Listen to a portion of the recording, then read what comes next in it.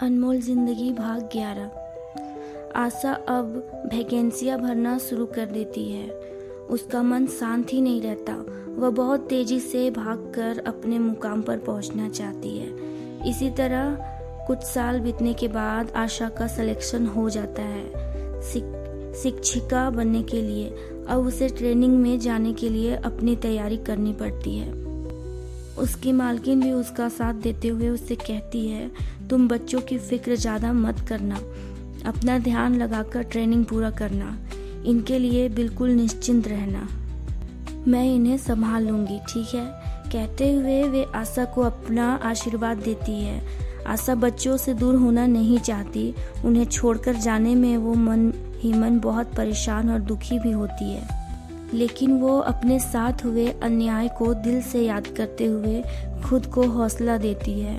फिर वो शाम वाली ट्रेन पकड़कर चली जाती है। ट्रेन बैठ जाने के बाद उसे याद आता है कि उसने अपनी आने की तैयारी में अर्जुन को बताना ही भूल गई कि वो ट्रेनिंग के लिए जा रही है। फिर उसे लगता है कि मालकिन ने तो उन्हें बताया ही होगा, या घर आने के बाद उन्हें पता चल ही जाएगा। यह सोचते हुए वो आगे के बारे में ध्यान लगाती है। ट्रेनिंग में 2 दिन बीतने के बाद आशा के पास अर्जुन का फ़ोन आता है। आशा व्यस्त होने के कारण उस वक्त फ़ोन उठा नहीं पाती। उसी रात जब वो सोने जाती है तभी अपना फ़ोन देखती है तो उसे याद आता है कि अर्जुन ने उसे फ़ोन किया था। फिर वो तुरंत ही फ़ोन लेकर कमरे से छत चली आती है और अर्जुन के पास फ़ोन करती है। अर्जुन के फ़ोन उठाने के बाद वह उनसे पूछती है, आपने मुझे फ़ोन किया था। अर्जुन उससे डांटते हुए कहते हैं, तुमने मुझे एक बार भी बताना ज़रूरी नहीं समझा कि ट्रेनिंग में जा रही हो ये।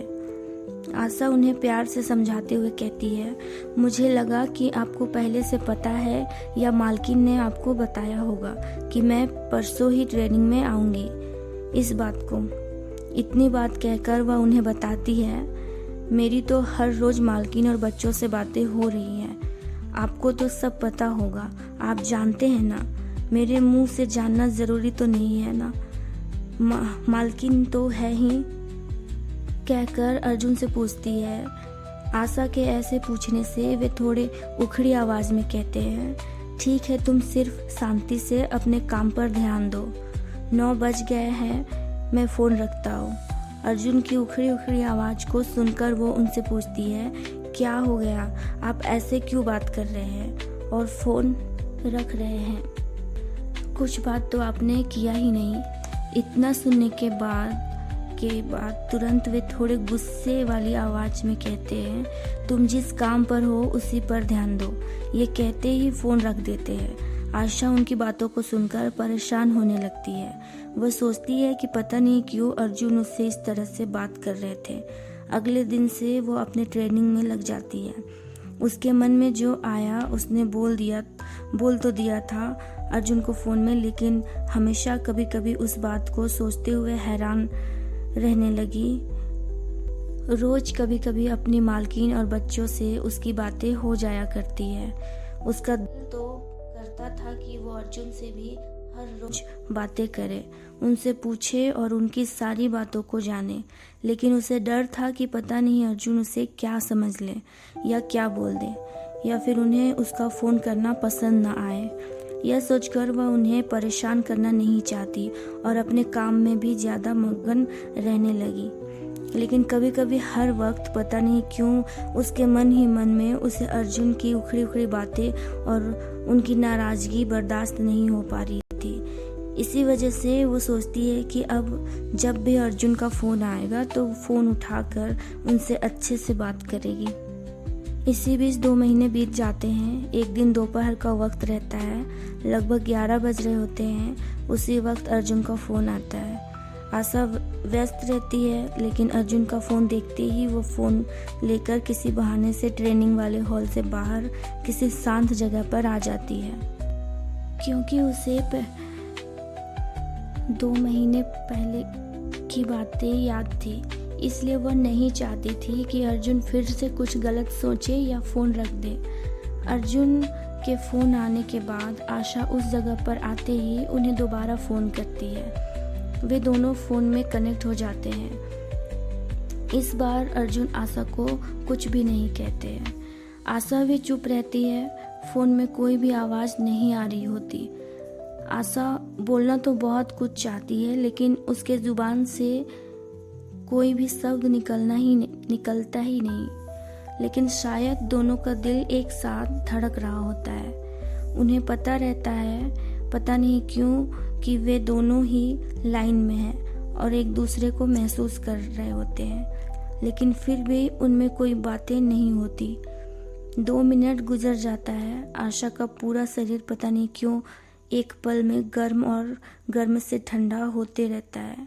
उसके रोंगटे खड़े हो जाते हैं। फिर वो ही फ़ोन कट कर देती है। थोड़ी देर बाद उसे न जाने क्यों किसी भी चीज़ में मन नहीं लगता। वो खुद भी समझ नहीं पाती कि ऐसा क्यों हो रहा है। उसे सिर्फ शांत जगह पर अकेले रहने का मन करता है। उसके बाद वो उस वक्त दिन भर ट्रेनिंग से बाहर एकांत पर चली आती है।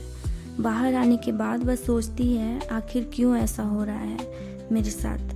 क्या सच में फ़ोन पर अर्जुन भी चुपचाप मेरी आवाज़ सुनना चाहते थे? और क्यों मुझे अपने मन में सिर्फ उनका चेहरा दिख रहा है? ये सब ठीक नहीं है। मेरा ध्यान क्यों इतना भटक रहा है? ऐसे तो मैं परेशान हो जाऊंगी। वे अलग हैं और मैं अलग हूँ। वे उम्र में भी मुझसे काफ़ी बड़े हैं। मेरी सोच और उनकी सोच अलग अलग है, अलग अलग होंगी। मेरी तरह वे थोड़ी ना होंगे और मेरे लिए उनके पास समय थोड़ी ना होगा।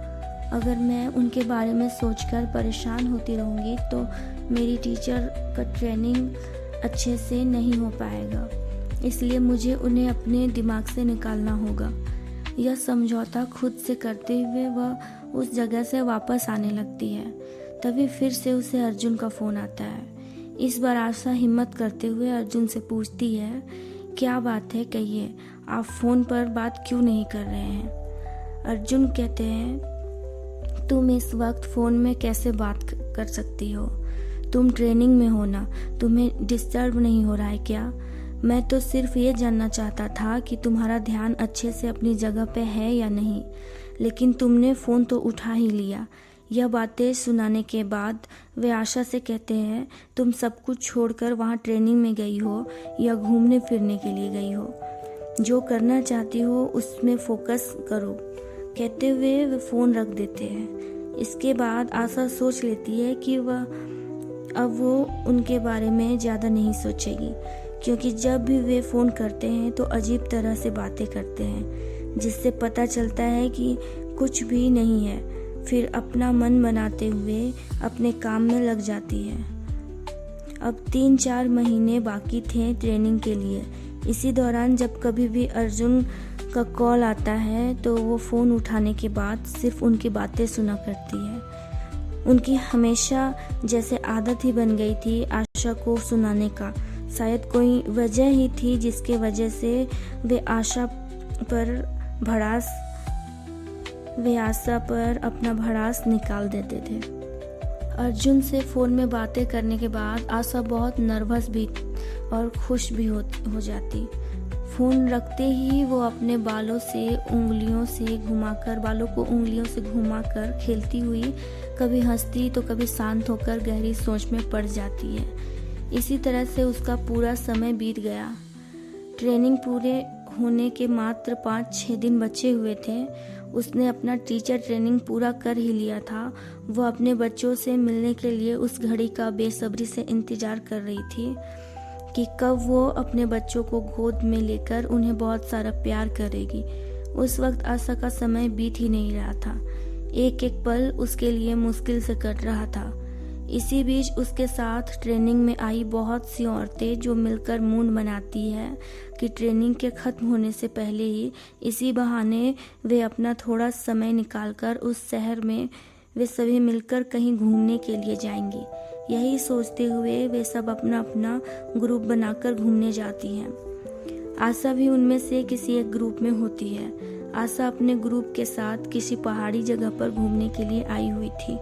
उसी वक्त उसके पास अर्जुन का फ़ोन आता है। उसके ग्रुप में आई औरतों में से एक औरत जो उसकी अच्छी सहेली बन चुकी थी, वो उसे अर्जुन से फ़ोन में बात करके फ़ोन रखने के बाद हंसने, मुस्कुराते हुए और गहरी सोच में पड़ने वाला व्यवहार देखकर उससे पूछती है कि कहीं तुम उस आदमी से प्यार तो नहीं करती हो, इसलिए तुम्हारे होठों में हमेशा मुस्कान आ जाती है।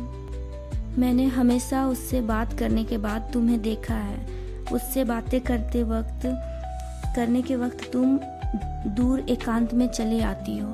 हम तो कितने महीनों से, मतलब लगभग 2 सालों से साथ में रह रहे हैं और एक दूसरे के अच्छे दोस्त भी हैं। तो तुम बताओ ना कि वो कौन है और क्या तुम उसे बहुत पसंद करती हो। उस औरत से आशा की दोस्ती बहुत अच्छी खासी हो चुकी होती है। वे दोनों ही एक दूसरे को अच्छे से जानते थे और एक दूसरे को बहुत अच्छे से समझते थे। उसके उत्साहित होकर पूछने से आशा उसे कहती है, पता नहीं लेकिन उनका सब कुछ मुझे अच्छा लगता है। उनका डांटना, बोलना, हंसना, मुझे देखना, मेरे लिए अच्छा सोचकर मेरी फिक्र करना, उनकी हर एक चीज़ मुझे पसंद है। उनके बिना मुझे यहाँ किसी भी काम में मन नहीं लग रहा। पता नहीं क्यों ऐसा लगता है कि वो मेरे साथ है, मुझे देख रहे हैं और मुझे हर चीज़ समझा रहे हैं। मैं यहाँ तो हूँ लेकिन वो वहाँ मेरे बिना रह नहीं पा रहे हैं। वो मुझे अपने पास बुला रहे हैं। मुझे उनकी मन की बात, उनके दिल की बात सब कुछ महसूस हो रहा है। उनके दिल में मेरी बहुत फिक्र है, ये मुझे हर वक्त एहसास होती है। ऐसा कुछ उनसे मिलने से पहले कभी भी मेरे साथ नहीं हुआ था। शायद यह सब जो कुछ भी मेरे साथ हो रहा है इसमें सच्चाई है। मुझे हर बार मेरा दिल ये सच है यही कहता है। मैं जब भी उनके बारे में सोचती हूँ, उन्हें याद करती हूँ, तो उसी वक्त का उनका फ़ोन आ जाता है। फ़ोन में बातें तो ज़्यादा नहीं होती लेकिन जो बात मुझे दिल से पसंद है, मेरे बिना कुछ कहे वही बात वो मुझसे करते हैं। आशा के दिल की सारी बातों को सुनने के बाद उसकी सहेली उससे कहती है, जब इतना सब कुछ तेरे मन में है तो तुम उन्हें बता क्यों नहीं देती हो। इससे सब कुछ साफ साफ हो जाता।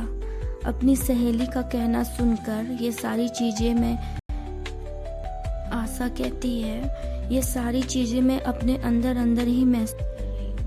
मेरे दिमाग में मेरे इन बातों का संकेत भेज रहा है। मैं सब समझ रही हूँ पर उनके दिल में मेरे लिए क्या है यह मैं नहीं जानती और ना ही कभी उनके मुंह से मैंने कुछ भी सुना है। मुझे उनसे मेरे दिल की बातों को कहने के लिए बहुत डर लगता है। पता नहीं अगर वो मेरे जुबान से ये सब सुनेंगे तो मेरे बारे में क्या सोचेंगे। वे मेरे मालिक हैं, उनके यहाँ पहले मैं काम करती थी। गलती से उनके बच्चे को मैंने जन्म दिया है। उनकी इजाज़त से मैं अपने बच्चों के साथ वहाँ पर ज़िंदगी भर उनके साथ रह सकती हूँ। अगर इन सब को जानने के बाद मालकिन ने मुझे घर से निकाल दिया तो मैं क्या करूँगी। अपने बच्चों से भी हाथ धोना पड़ सकता है। वे इतने अच्छे लोग हैं कि मेरा दिल कभी भी गवाही नहीं देगा कि मैं केस मुकदमे से अपने बच्चों का हक हासिल करूं। जो कुछ भी चल रहा है सब ठीक है। मैं बस उनके होठों की हंसी और उनके खुशी देखना चाहती हूँ। अब जिंदगी भर मेरे दिलो दिमाग में वो ही बसे रहेंगे। उनके अलावा किसी और के बारे में कभी भी कोई ख्याल नहीं आ सकता। मेरे बच्चों को लेकर उनसे मेरी पूरी जिंदगी जुड़ी हुई है।